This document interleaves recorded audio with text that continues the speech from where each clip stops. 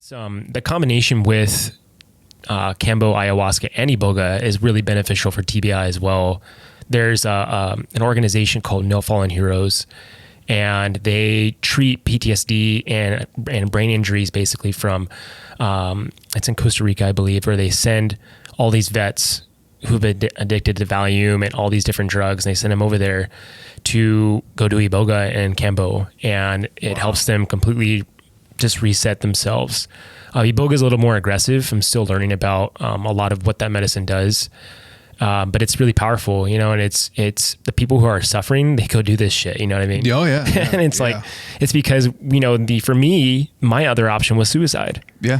And it's interesting that we're here today. You asked me to talk about suicide prevention, Oh yeah. Yeah. Because that's where we're at today in this month, and the awareness of that. And, I was just in such a disarray with myself that was the only option. I didn't feel like myself anymore.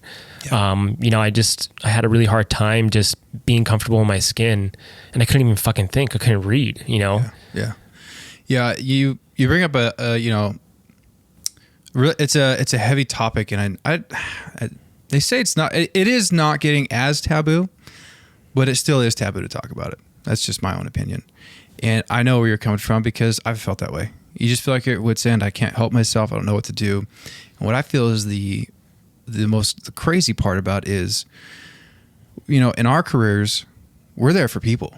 Yeah. We're constantly helping and saving people. That's what we do. And I feel like that's a calling at some point, right? We're always helping people. But then you get home and you can't help yourself and you feel like you're losing it. So I know that feeling, man. You just like, there's nothing left. I don't know what to do. Like, my gosh, I need help. And for me, faith has played a lot into that as well. But my goodness, man, doing that Kambo was, it was such a, I would say so. It was a life-changing moment. It really was. I remember driving home because you live in the same city as me. It's not far. I think it was like 10 minutes or 15 minutes. I don't know. But dude, I just drove in silence and I was like, I'm going to be fine. Like, I'm good. Like, I feel so much better. Everything just seems clearer.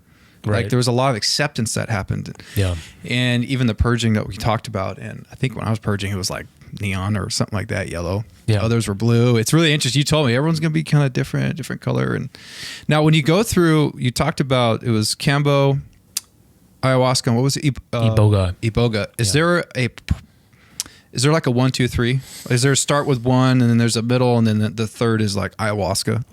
Yeah. Well, it sounds like Kambo is the precursor. So Kambo, what it does is it not only just helps your body physically, biologically, it helps your body energetically. And a lot of times our energetic bodies, we don't really understand what that is because we're not taught what it is and what it does. We're supposed to have this electromagnetic field that's a bioactive field. It's about 6 feet in distance, like a normal range. You start adding EMF and things around you inside of the inner city, it starts to shrink. If you're stressed, you have all these issues. This biofield is not very strong. So Kambo increases that field, and it's been proven. And it also activates the pineal gland. That's why when you feel clear, that's what it's doing. Okay. So doing my different studies recently, and we're understanding that it's more than it meets the eye. It does things on this grander scale.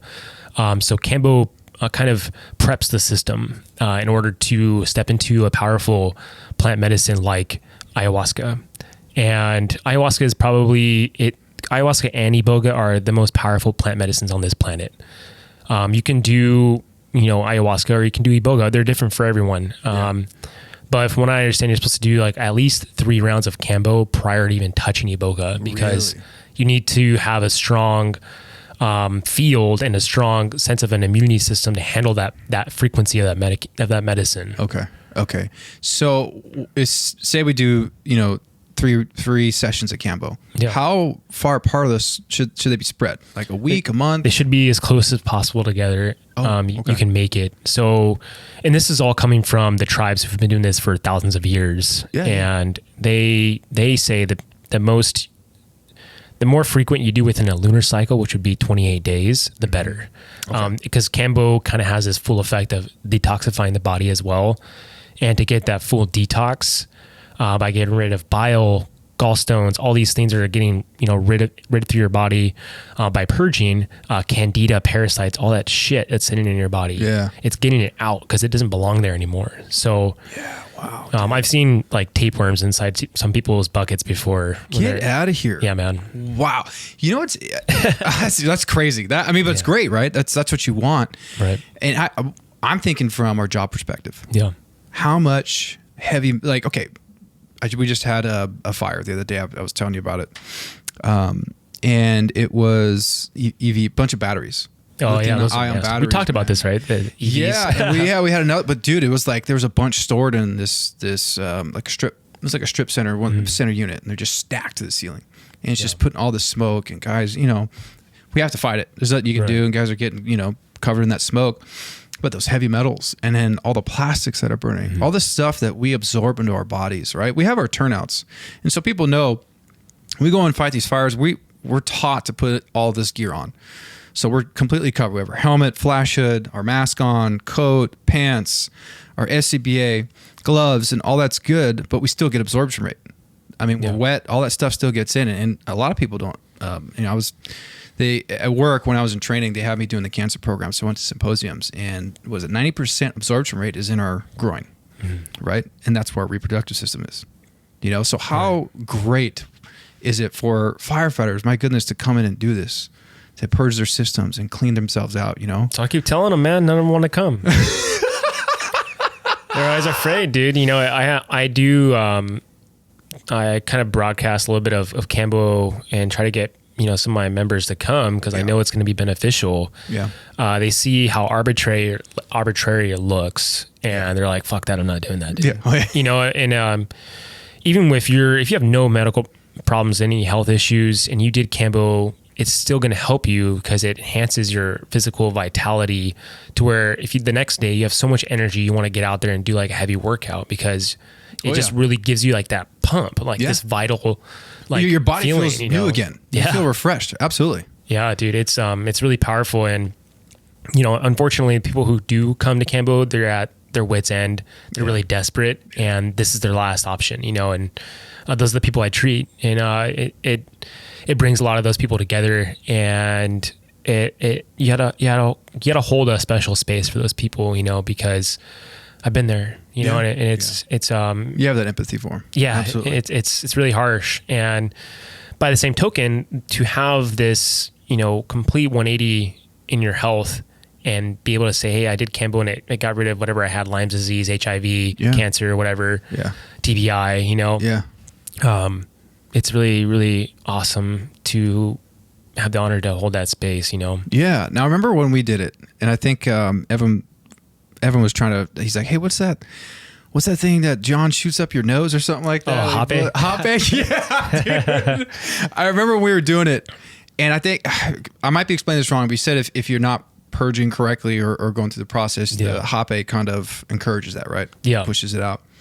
And I remember seeing you do it to one of the people that were there, and I was like, "Hell no, we're gonna do this." Yeah. I was like, "That looks painful, man." The Hoppe. So, can you explain Hoppe? Yeah, Hoppe is it's a tobacco snuff, and not like the tobacco that we bastardize in America, but it's pure tobacco in its purest form. Okay. And these tribes, they've been doing this for thousands of years. Well, though their one tribe will work with one Hoppe medicine, and they mix different herbs in the ashes, and they kind of make this form of Hoppe. And the reason why they do that is, Native Americans will always, smoke tobacco because it's dry enough for them to smoke it, but in the rainforest they can't. It's too wet. That's why they do that. Okay. And it's been kind of, from what I understand from indigenous tribes and studying them, is that tobacco is one of the first medicines that were ever used by humankind. So they use this as a powerful medicine, and Hoppe is a really interesting experience because, the first time I ever had Hoppe given to me, it was by Haley's mentor. Haley's my girlfriend, and her mentor is like, hey, let's go do some Hoppe. I was really anxious. I was really struggling with some issues with my concussion. And she gave me Hoppe, and it's like a slap in the face. It looks like a dog. Anything going up your nose, Yeah. Oh, yeah. It's pretty intense, but when I had it happen, it was just like my entire anxiety was just like completely lifted off my shoulders. Like this huge weight was lifted, and I had this vision of a rhinoceros in my in my vision. I rarely would have visions prior to that. Yeah. And I was like, wow, it was really interesting that this rhinoceros came into my vision. And then 2 weeks later, I ended up going to do hyperbaric chamber therapy.